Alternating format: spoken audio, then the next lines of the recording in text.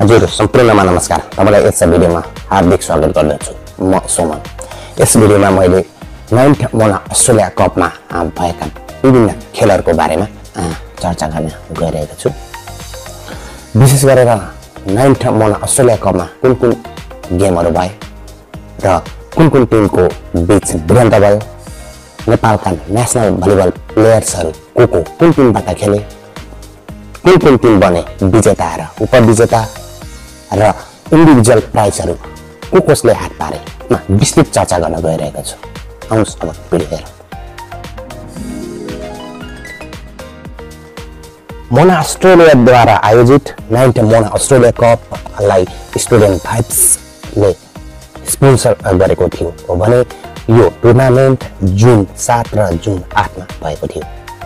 अस्ट्रेलियाको सिडनी स्थित ओबन basketball centre लिगमा भएको उक्त टुर्नामेन्टमा men's volleyball, women's volleyball, basketball र मेन्स भेटरेन्स 35 ओभर एजका खेलहरू भएका थिए।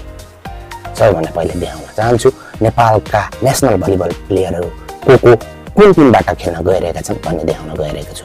Man Bahadur Shrestha Pokhara volleyball club, Bahadur Malla Myagdi Jaljala Parivar Australia, Rabin Chand Mona Australia, यसै गरी Tekraj Awasthi Myagdikali united, Rajendra Bista Dharpatan club Australia, Bishal Bik Gorkha sports club Australia, Samrat Bhandari पर्वतबेनी United र रमेश विक मेग्दी जलजला परिवार अस्ट्रेलिया, यसै गरी तिलक छन्त्याल परिवार अस्ट्रेलिया, विजय आचार्य धरपाटन क्लब अस्ट्रेलिया, यसै गरी बसन्त जोशी मेग्दीकाली युनाइटेड र पारस भण्डारी मोना अस्ट्रेलिया। भने अब वुमेन्स तर्फ चर्चित खेलाडीहरू कुन टिममा सहभागिता भएका थिए उक्त म देखाउन गइरहेको छु। कामना विष्ट छन्त्याल परिवार अस्ट्रेलिया, प्रतिभा माली मेग्दीकाली युनाइटेडमा रहेका छन् भने उनी यो म्याचमा खेलेन। तपाईलाई के स्पष्ट गर्न चाहन्छु भने नेपालका 2वटा नेशनल प्लेयरहरू एउटै टिमबाट एकैचोटि खेल्न पाउने छैन, किनकि यहाँनिर अन्य टिमहरूको पनि उनीहरूको लेभल हेरेर नेपाल भलिबल संघ अस्ट्रेलियाले गरेको अवस्था छ। मेग्दीकाली युनाइटेडबाट यसपालि सरस्वती चौधरी खेलेका थिए। याङसँग बोसेचन धरपाटन क्लब अस्ट्रेलिया र सन्जु पूर्जा छन्त्याल परिवार अस्ट्रेलियाबाट खेलेका थिए। यी लगायतका विभिन्न अन्य चर्चित खेलाडीहरू पनि उक्त टुर्नामेन्टमा खेलेका थिए। यसै गरेर म तपाईलाई अहिले देखाउन गइरहेको छु वुमेन्स भलिबल प्राइजमा कुन टिमहरूको भिडन्त भएको थियो। देख्न सक्नुहुन्छ यो साइड एमा तीन टिमहरू सहभागी थिए। मोना मङ्गला मेग्दीकाली भने दाहिनेतर्फ 3 टिम सहभागिता थिए। बायाँतर्फ मोना बाई परेको थियो भने मङ्गला भर्सेस मेग्दीकालीको खेलमा मेग्दीकालीले मङ्गलालाई हराउँदै सेमिफाइनलमा प्रवेश गरेको थियो। भने सेमिफाइनलमा मोना अस्ट्रेलिया भर्सेस मेग्दीकाली युनाइटेड खेलमा मोनालाई हराउँदै मेग्दीकाली युनाइटेड फाइनलमा प्रवेश गरेको थियो। यसै गरेर साइड बीमा जलजला परिवार अस्ट्रेलिया र धरपाटन क्लब बीच पहिलो खेल भएको थियो। उक्त खेलमा जलजला परिवार अस्ट्रेलियाले धरपाटनलाई हराएको थियो भने सिपिए छन्त्याल बाइमा परेको थियो र सेमिफाइनलमा जलजला परिवार भर्सेस सिपिए को खेलमा सिपिएले जलजलालाई हराउँदै फाइनलमा प्रवेश गरेको थियो। फाइनलमा छन्त्याल भर्सेस मेग्दीकाली युनाइटेडको खेल भएको थियो भने मेग्दीकाली युनाइटेडले सिपिए छन्त्याललाई सोझो 3 सेटमा पराजित गर्दै उपाधि आफ्नो पक्षमा सुरक्षित गरेको थियो। यसै गरी मेन्स भलिबल प्राइज सिट यस प्रकार रहेको छ। साइड एमा सबैभन्दा पहिलो खेल भएको थियो जलजला भर्सेस धरपाटन। यस पहिलो खेलमा जलजलामा हेमन्त मल्ल, लोकेन्द्र गिरी, रमेश विक लगायतका खेलाडी थिए भने धरपाटनमा राजेन्द्र विष्टको टिम। यो टिम अत्यन्तै प्रतिस्पर्धात्मक खेल भएको थियो जसमा जलजलाले धरपाटनलाई हराउँदै क्वार्टर फाइनलमा प्रवेश गरेको थियो भने म्याच टीमा पोखरा भर्सेस इलाइट गोर्खा बीचको खेल भएको थियो।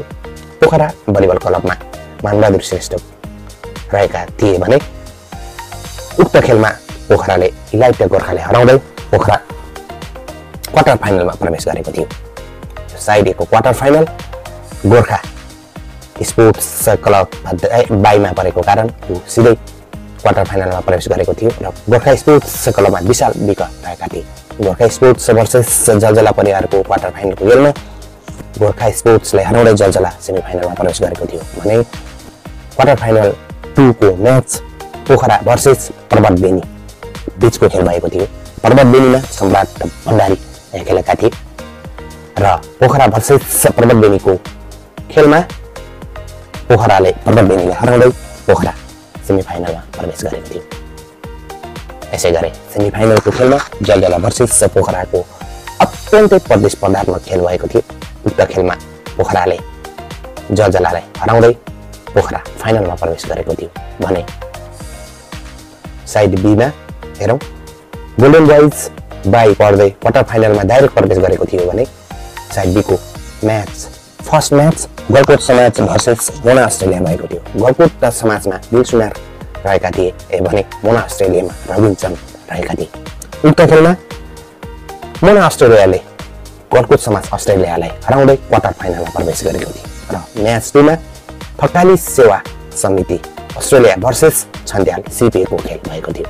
उक्त खेलमा सीपीएले थकालीले हराउँदै क्वार्टर फाइनलमा प्रवेश गरेको थियो भने साइड बी को first quarter final golden boys versus Mona अस्ट्रेलियाको बीचमा खेल भएको थियो।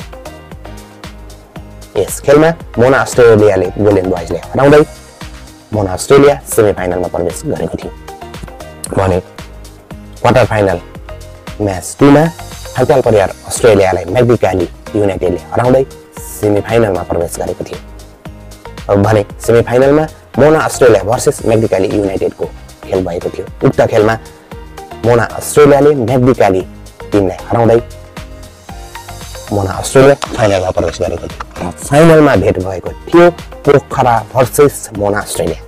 उक्त खेलमा मोना अस्ट्रेलियाले पोखरा भलिबल क्लब अस्ट्रेलियालाई सोझो सेटमा हराउँदै मेन्स तर्फको टाइटल जित्न सफल भएको थियो। भेटरन्स भलिबल तर्फको खेल।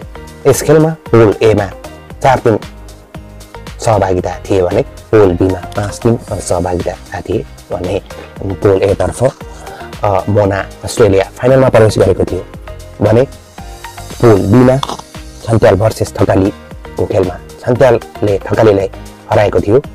त्यसैगरी म्याच 2 मा बागलुङ समाज भर्सेस गोर्खा स्पोर्ट्स क्लब बीच भएको खेलमा बागलुङ समाजले गोर्खालाई हराएको थियो।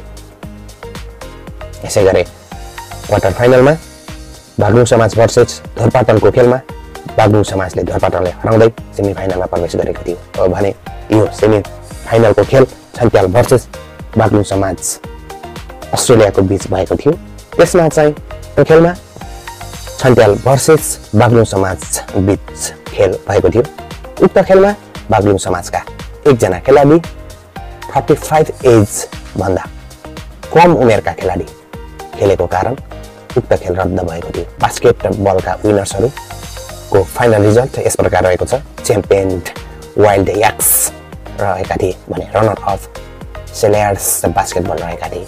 इन्डिभिजुअल्स अवार्ड्सहरु तीन व्यक्तिहरूले प्राप्त गरेका थिए। League MVP Kunga Sherpa, highest scorer Anish Sai Thakuri, tournament MVP Karma Lama, best rising star Ganesh Malla, best point guard Milan Puri, best defender Rakesh Shrestha, best sportsmanship award Tufan Sai ठकुरीले प्राप्त गरेका थिए।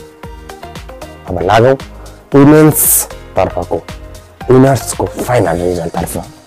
विनर्स बनेको थियो वुमेन भलिबल टिमका winners Myagdikali united, runner up बनेको थियो छन्त्याल परिवार अस्ट्रेलिया।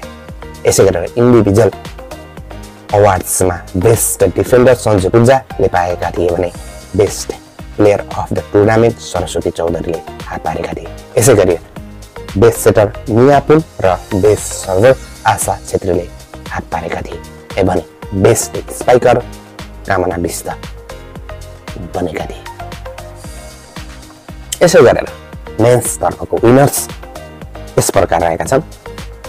विनर मोना अस्ट्रेलियाले जित निकाल्न सफल भएको थियो भने runner up Pokhara volleyball club भएको थियो। यसै गरेर 9th मोना भलिबल टुर्नामेन्टको इन्डिभिजुअल तर्फको prize best libero Rajesh Hamal, best blocker Paras Bhandari, best setter Deepak Thapa Magar र बेस्ट स्पाइकर मानबहादुर श्रेष्ठले हात पारेका थिए। यसै गरेर बेस्ट प्लेयरको विधा रबिन चन्द ठकुरीले हात पारेका थिए। साथीहरू तपाईँ भर्खर मात्रै जोडिनु भएको छ र यो विषयवस्तुहरू तपाईँले हेर्नु भएको छैन भने म तपाईँलाई योभन्दा पहिलाको भिडियो पुनः देखाउन गइरहेको छु। कृपया भिडियो हेर्दै गर्नुहोला।